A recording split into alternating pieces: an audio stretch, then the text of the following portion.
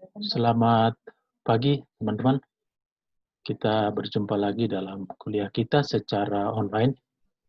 Saya harapkan teman-teman semua dalam keadaan sehat, sehingga kita dapat melaksanakan proses belajar mengajar ini dengan baik, dan kami sangat berharap teman-teman dapat mengikutinya, walaupun hanya secara online.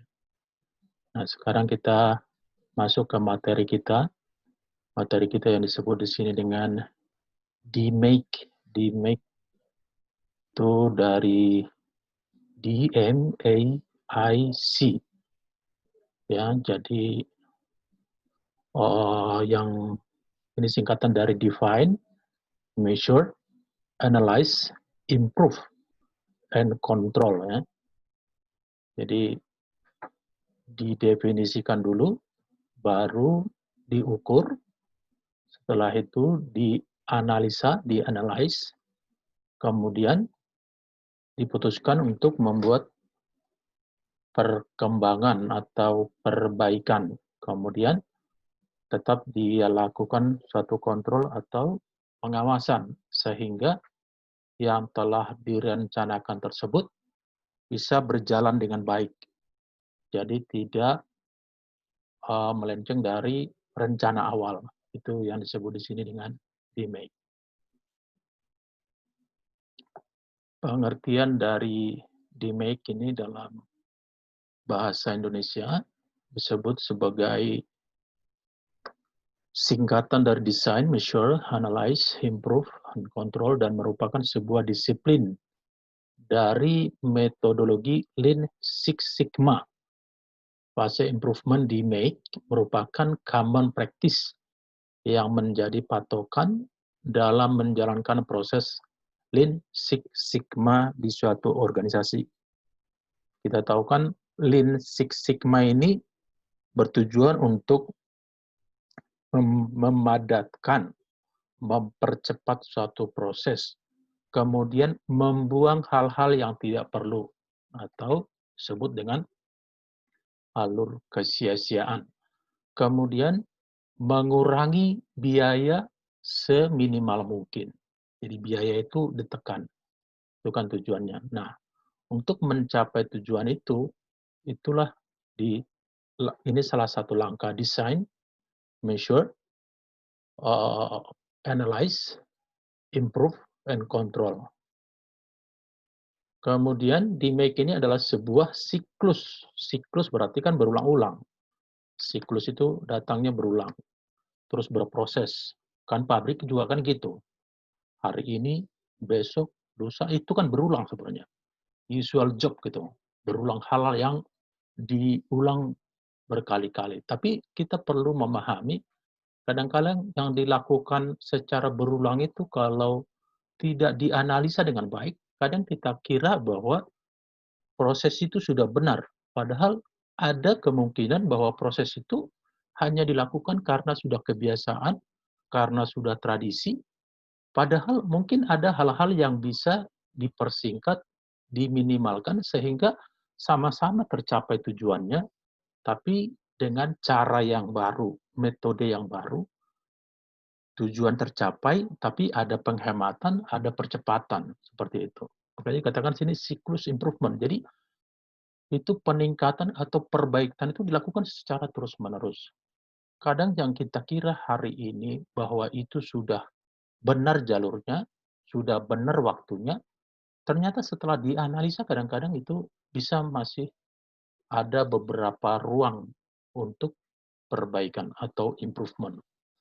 Makanya dikatakan di sini siklus improvement yang berbasis kepada data, performance data yang digunakan untuk meningkatkan, mengoptimasi, dan menstabilkan desain dan proses bisnis pada suatu perusahaan.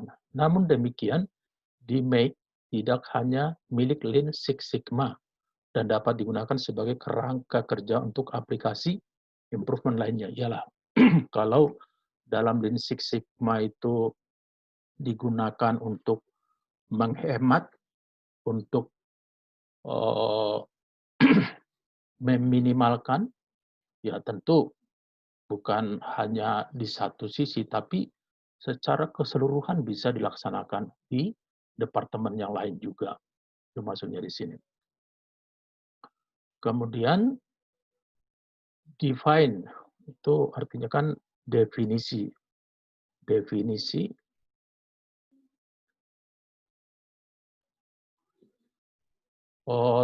pertama kita perlu menuliskan hal-hal apa aja yang perlu diperbaiki.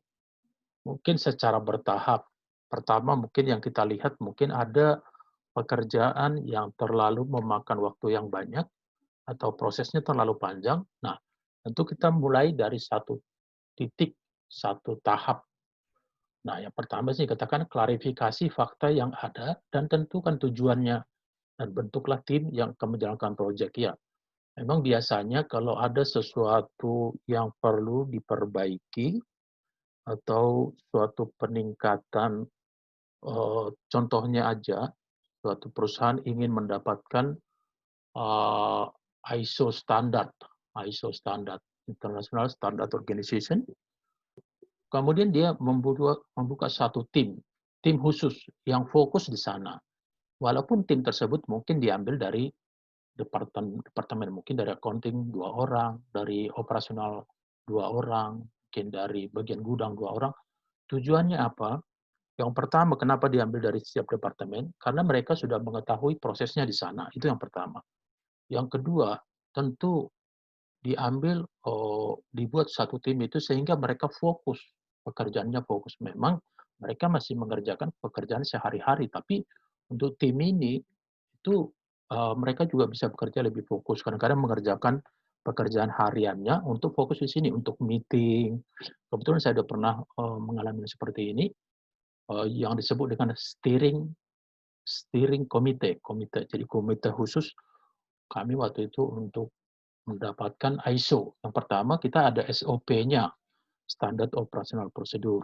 Nah, kita lihat semua SOP kita buat dulu. SPO itu berawal dari mana dalam setiap departemen sampai dia selesai. Nah, kita semua tuliskan awal apa, step kedua apa, step ketiga apa. Kalau step ketiga ini ternyata gagal, dia kan harus ada perbaikan revisi, balik lagi step kedua. Baru masuk lagi step ketiga, terus step keempat, kelima, sampai ke finish, terakhir close. Nah, di situ dibuat terstruktur dengan baik, terproses dengan baik dari awal sampai akhirnya. Akhirnya, semua orang yang mengerjakan suatu proses itu mengikuti SOP yang ada. Jadi, tidak boleh melaksanakan SOP atau di luar SOP. Nah, semua itu dikerjakan. Karena ketika ada audit, nanti akan ditanya, mana prosesnya, apa tanggung jawabmu, kamu report kepada siapa, seperti itu. Nah, makanya di sini tulis definisikan setiap hal di bawah ini. Apa sih problem yang dihadapi apa? What is the problem? Mungkin kita bisa lihat problemnya, ya mungkin ada komplain atau ada internal sesama satu perusahaan tapi beda departemen, tapi ada mungkin kesalahpahaman dan lain-lain. Kemudian juga mungkin pernah terlambat mengirimkan barang. Banyak ya, problem statement. Kemudian masalah yang dialami pelanggan. Ya, kita lihat dari pandangan pelanggan. Apa yang dikomplain oleh pelanggan? Mungkin informasinya tidak tepat atau informasinya terlambat. Mungkin pengirimannya terlambat. Kemudian mungkin juga term of shipment-nya salah. Mungkin juga kita ketika mengirimkan tagihan atau invoice tidak dilengkapi dengan lampiran-lampiran yang diminta. Itu banyak hal di sini yang bisa. Itu dari segi atau dari sisi pelanggan atau customer. Critical to quality, faktor-faktor kritikal dari kualitas output proses ya.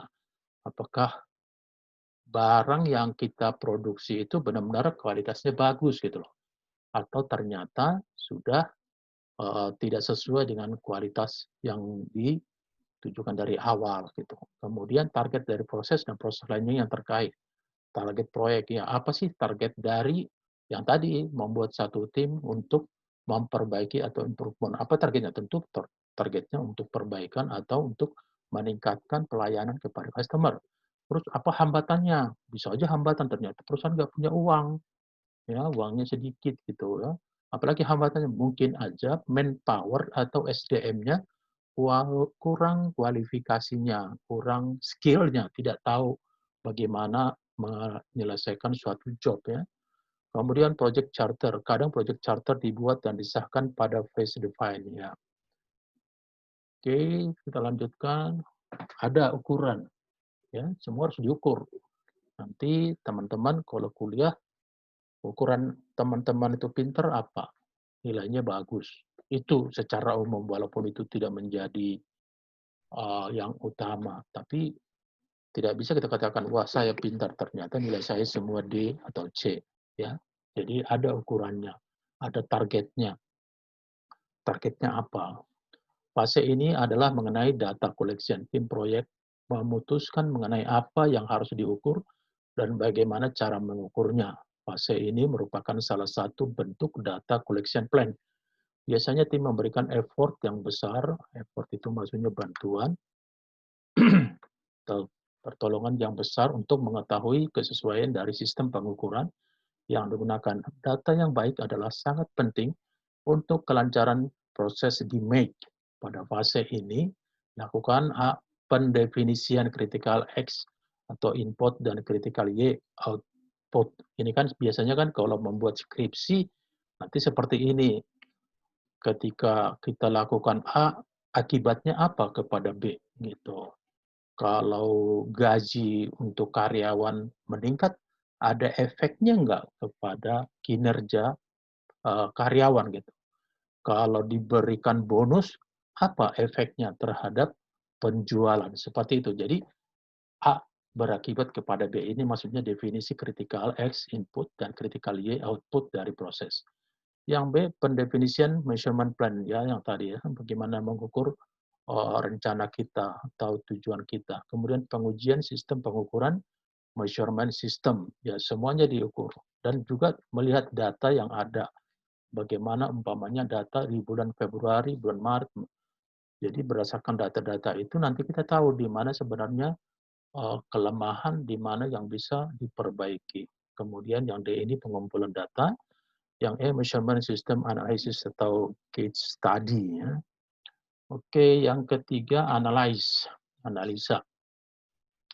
Data yang dikumpulkan di fase measure, dianalisa dan diselidiki akar permasalahan yang menjadi penyebabnya di tahap ini. Hal ini dilakukan untuk menemukan penyebab masalah dan penyebab terjadi defect. Untuk menganalisa data digunakan tools analisis yang cukup kompleks yang sesuai dengan konsep Lean Six Sigma.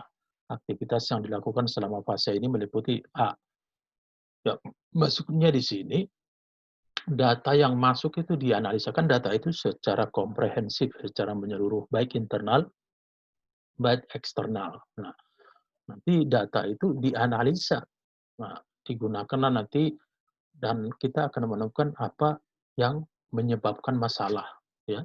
Apa yang menyebabkan masalah. Setelah kita tahu menyebabkan masalah, apa masalahnya, siapa yang melakukan, kapan terjadi, dan apa latar belakangnya. Nah, mungkin kita bisa menganalisis itu sehingga kita mengetahui apa yang harus kita lakukan untuk perbaikan. Sama seperti orang sakit ya. Ketika kita tahu bahwa orang itu flu, kita tahu apa sakitnya.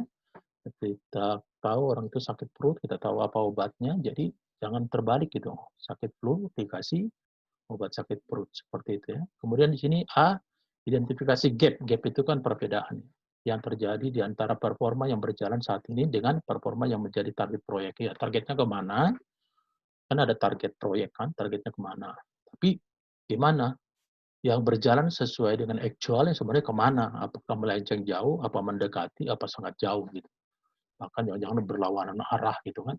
Nah itu makanya dikatakan di sini bagaimana performa yang terjadi dibandingkan dengan target gitu.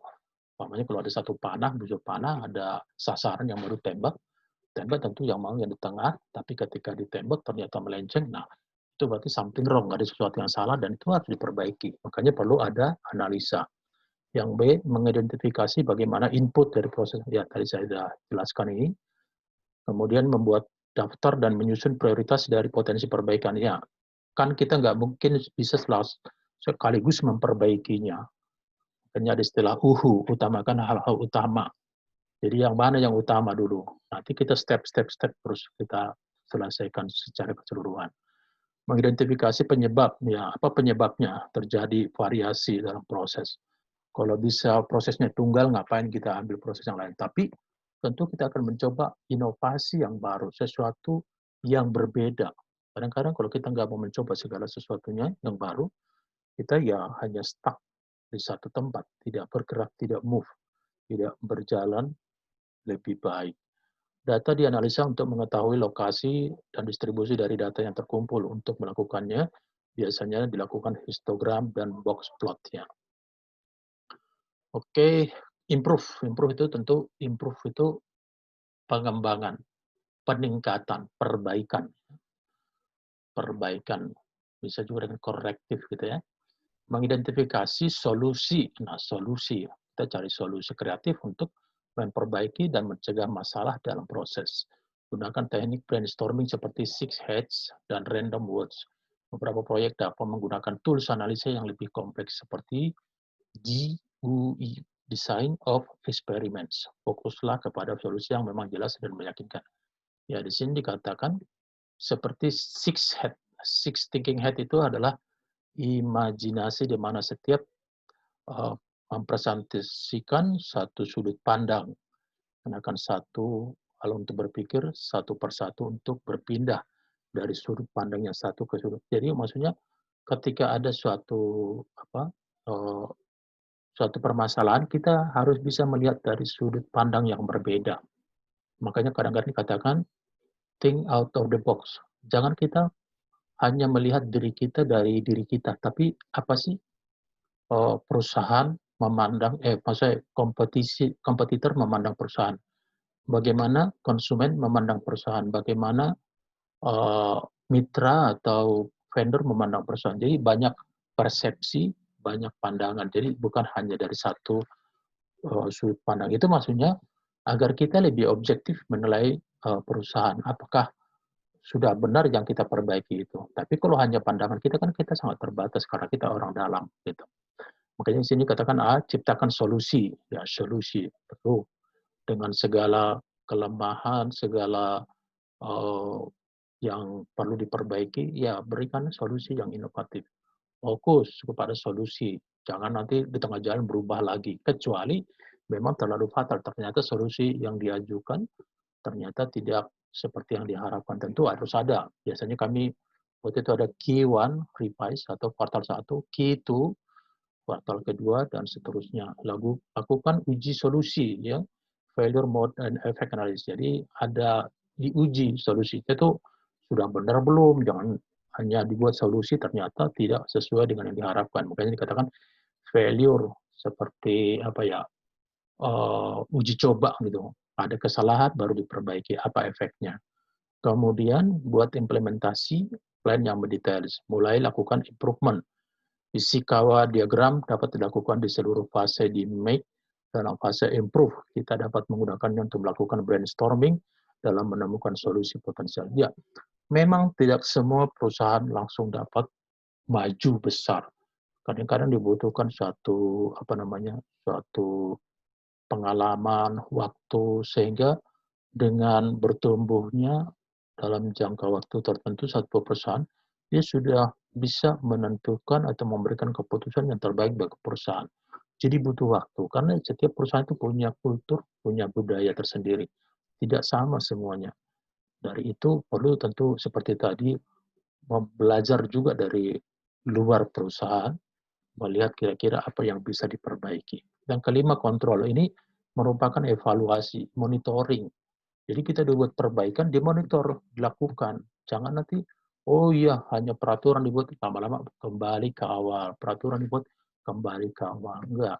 Ketika dibuat peraturan, setiap orang harus ambil bagian dan menjadi supporter utama untuk keberlangsungan apa yang telah direncanakan. Kalau tidak, ya tentu tidak akan berhasil. Jadi itulah yang disebut dengan di make. Di sini ada define, measure, analyze, improve, and control.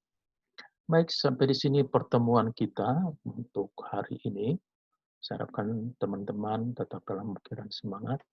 Sampai ketemu minggu depan dan terima kasih.